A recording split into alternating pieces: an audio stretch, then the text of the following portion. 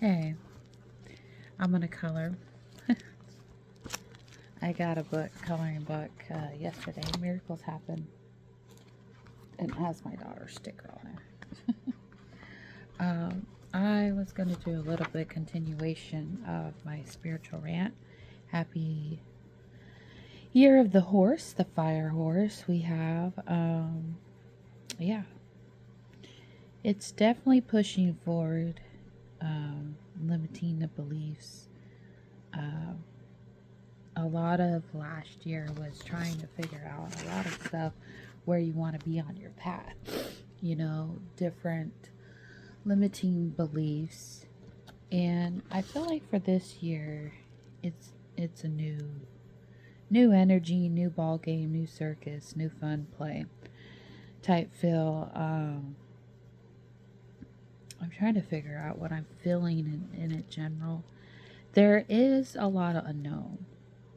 I know next year, my husband's soon to be husband will get out of prison, and it it has been about 5 years he's been in there. A lot has changed. I have changed. My daughter has changed. My daughter's going to be 5 in May. I'm going to be 36. My husband's going to be, I think, 32. He's born in 94. I'm born in 90, so I think that's right. 32? Yeah. And so we've completely moved all the way to Missouri because I was almost at the verge of homelessness. So that has changed a lot. I feel like spiritually I have grown and matured. I know a lot of times I watch a lot of videos and I post a lot of videos gearing towards a lot of spirituality. Um, right now it's Aquarius season, which I feel pretty good. I've been dealing with a lot of my hands issues still, not as bad.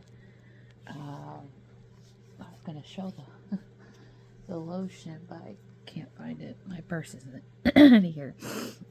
So right now I'm currently living with my family, and that's been very difficult for me because it's tested me on so many levels with certain things. And people say, and I've had people say that, like, I've lived with family. I'm working currently. I almost want to look for a different job. I'm trying to work on getting something set up in place, like a food truck, so it could start on when my husband gets out, that he'll have something reliable. I'll have something reliable. Even my daughter Haven, that we could be set up for the future.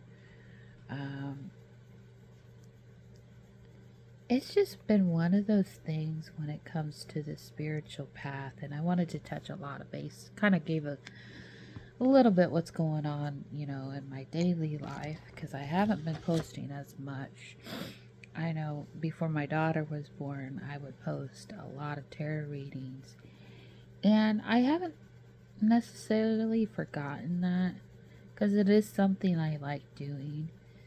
It's just really hard to find the time to sit down and do stuff that I used to do. And it's like some things I can't do. Not saying you lose sight of it as a mom. You never lose sight of who you are. A lot of people say that, they lost their child or they lost themselves through childhood or marriage or relationships, but you don't really lose yourself in that sense. You forget to take care of yourself more. That kind of reminds me before I had a child. I had such a desire to have a child. And then when you have a child, you want your time back. And it's trial and error because you love it. There are some days that are harder than others, but it is very rewarding because it's something that you felt called to do. Then once you have it, and for those people who don't have children, take the time that you don't have these children as a way to work on yourself. That's all I've been doing. Even when I had my child, I'm still trying to work on myself. And I try to go to the I can't even talk right. I try to go to the gym um, once or twice a week. This is my second time. I am still sore because a few weeks ago I slipped and fell in the freezer, but I'm not letting that subside from me working out at the gym. But I feel like at this point, trying to think how long it's been since I've been at the gym, I don't really see a whole lot of improvement. I'm not looking necessary for improvement. All I feel like I'm working out is more my legs. And I don't know if there's something or out there, someone that could give me advice on that, because I feel like I'm doing more. See, I want to get more of my core back than to simply just, work out. Like, I want to work on my core because I feel like that I do have some baby fat to lose since I had my daughter, but it's been almost 5 years. When it comes to more children, that will come in due time shortly after my husband gets out, because I haven't been able to do that. Um, it's gonna be different. I feel like this time around, when I do have my second one, there could be a chance I have a boy. Well, I was gonna say a girl, but a boy came out of my mouth because it's something I've been really wanting. And it's not necessarily that I've been wanting, it's the fact that I've been seeing a lot of synchronicity for boys. And maybe it's just because I want a boy. I want to be able to experience having a son. Like, kind of, I know how girls are and how to experience that. But it feels like even with my daughter, even though I wanted twins too, it feels like I've experienced a lot of energy from her. She's almost 5. So all this time I have not been able to have or work on having another child. And I know when my husband Tevin gets out, we'll be able to work on that. But there's so much to work on before all that. Like, I'm not 40 yet, but it's like I do feel like by 40 I want to be able to have my own business, even open up a coffee shop, gaming lounge that he wants to do too, and I do too. It feels like my hair is all over the place. It's so weird because my hair growth has not been that great. It's slowly getting back to some growth, but not a whole lot. So I apologize. I look like a mess a little bit. And it's my off day. I've been having 3 days off and then working like 4 or 5 plus days. It's weird. I work at a deli. But back to what I was saying, I know I keep going all over the place. Is when it comes to spirituality, there's something new I've been discovering is Sophia. It's funny because there's a cartoon named Sophia. It's really hard to describe what I learned and how to put it into words. But she is basically the forgotten mother, the creator. And then there is, I was going to say her sidekick, which is another creation that she made. Deminger, if that's the name. It's a snake, and it almost feels like India, what is it called? India's creation story. But there's a lot of things I've been discovering for months on end that people have been lied to. Let's say that people have been lied to about a lot of stuff. And we're hitting a pivotal point in history. People are having to decipher everything that they've been taught. What is truth? What is the moral compass of truth? But with Sophia, it gives a whole different idea that you need the masculine and the feminine energy, kind of like the twin flame dynamic. You need both to exist. And she has always been there for us. And the concept is weird to me because growing up, we're taught to believe that God, the creator, is a male. But what if we were told wrong in the sense that our creator was actually a woman? You got to think to myself, can men actually create? This is what you got to ask yourself when you hear these things and you go into these rabbit holes of Christianity, or like I'm learning more and more about agnosticism. And I absorb so much information, it's hard to get to the point where I'm going to talk about it. So I try to talk about it when I get a chance. And then I feel like I overwhelm my husband, Tevin, with all this information that I've learned, because I'm the type of person in my journey right now, I want to learn everything there is. I don't want to be that naive where I'm not going to sit here and learn about different religions. And like, for the longest time, yes, I associated with Wicca, paganism, and I'd still consider myself to some degree that of witches, but also more in the sense where I'm more of a spiritual, multi-dimensional being, and I'm not here, I feel like, I'm not here to learn one singular thing. We're not here.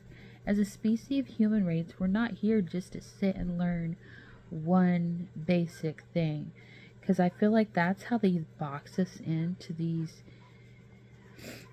spiritual beliefs that we have to believe what they want us to believe, or else we're on the wrong path. Is there really a wrong path if all you've been taught is that path?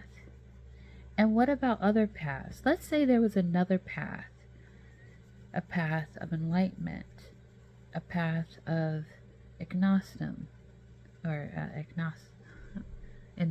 agnostis. But when I looked into it, it has a different perspective than regular Christianity, regular beliefs, that we are divine beings. And that doesn't talk about it in Christianity. And it always makes me fascinated. Well, why aren't we taught that? And even in the scripture, it doesn't really talk about that. It's all about punishment. It's all about, it claims to be of love. But one of the things that veered me off from Christianity as well, that I've come to notice, is why are we in this so-called clique of Christianity when history has shown us time and time again why we shouldn't be a part of it? Not saying every Christian shouldn't be a part of it, or every person. See, the part I connect with it, that I think a lot of us connect with it, is the Christ consciousness. Like, for example, the rapture. The rapture is not a physical thing that happens.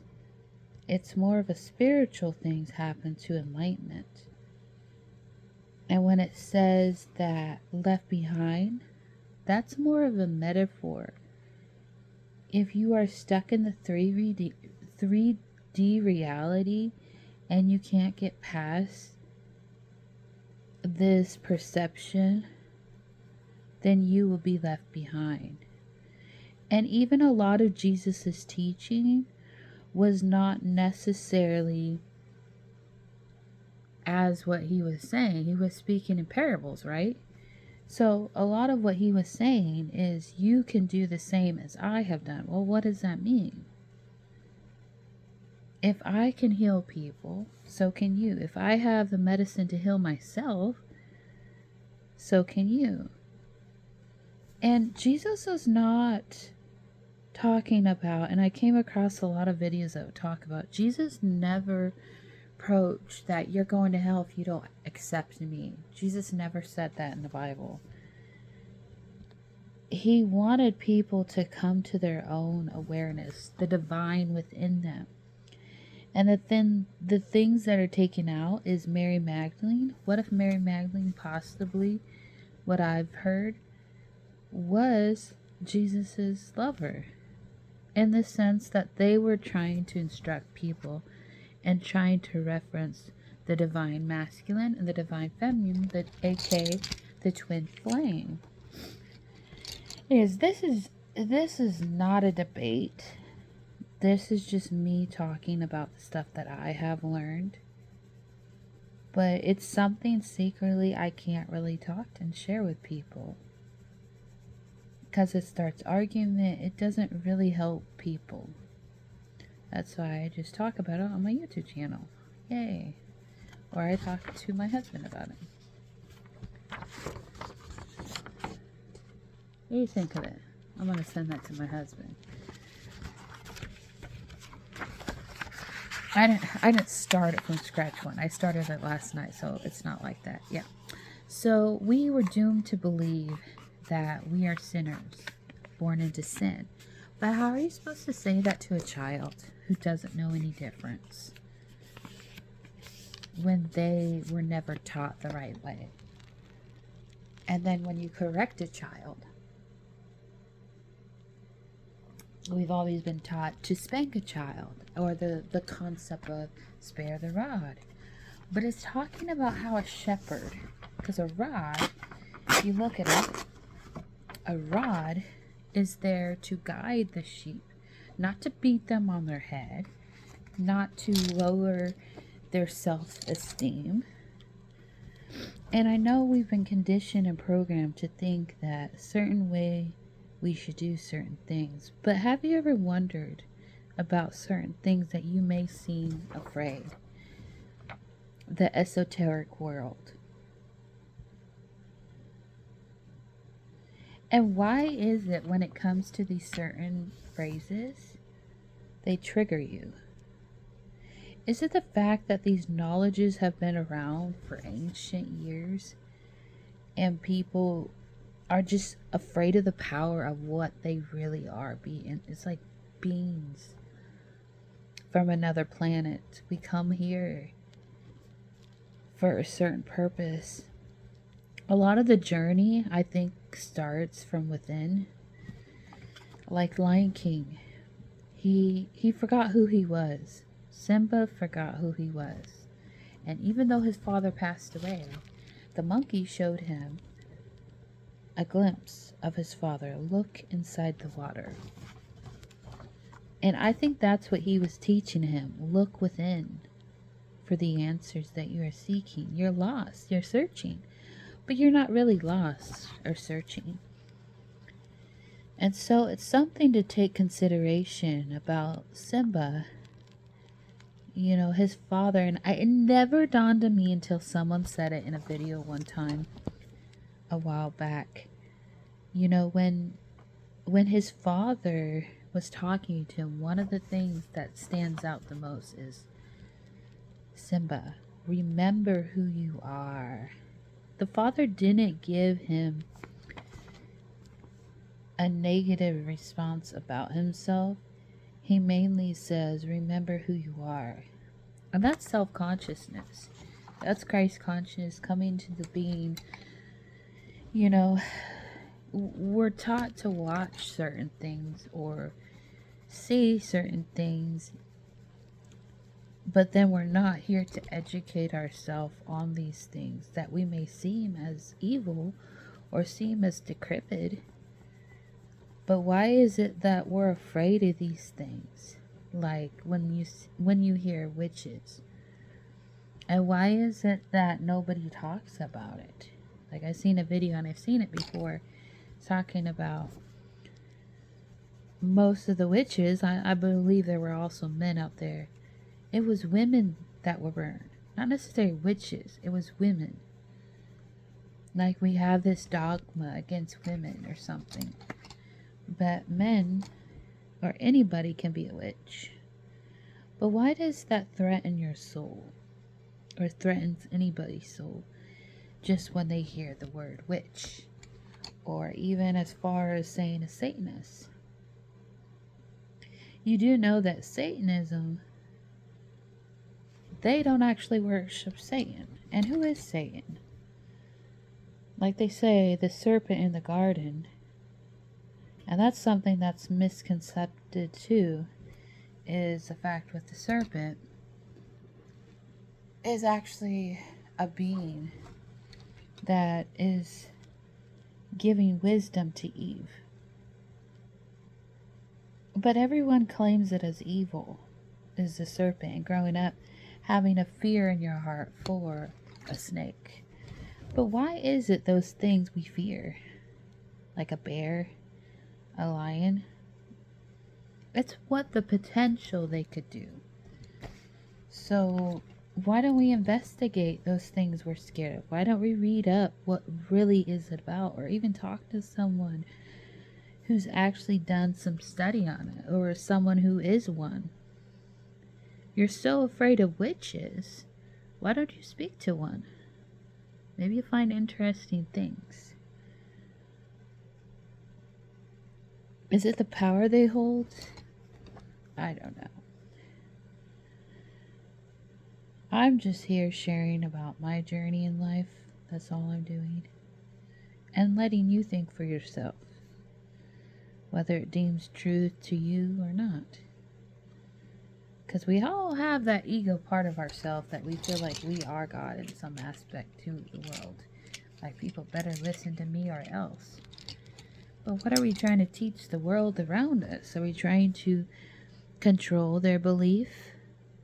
If someone believes that the sky is blue, why are we trying to convince them that it's pink? Let people be people. Let people be humans. Why do we feel like we have to deem to their belief that, oh, their belief is going to send them to hell?